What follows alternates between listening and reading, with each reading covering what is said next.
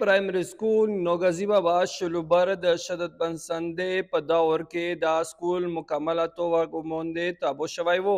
بیا دا سکول د تعمیر د پورا 3 کوله وړاندې منظوري هم شوې وه او څه کور هم پې شوی دی،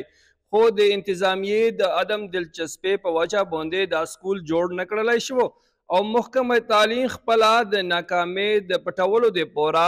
دا سکول د دې زینا بل سکول ته منتقل کړلو. موږ دا غواړو موږ پردي سکول نه راغلي یو او موږ دا غواړو چې حکومت ورته خپل سکول جوړ کړي. بس را په مین روډ باندې یو سکول منظور شوی هغه له څوته کوله وشول اوس یې هغه ټنچې مو وکتې توصیبې یې مو وینو هغه ځای نه بچي دلته راخ کړي دي ملتاکل کړي دي دغې په وجه چې دا برنونه او دا خیمې توسې دلته وینو نو دغه استادان یا دغه خلک هم پرې متاثر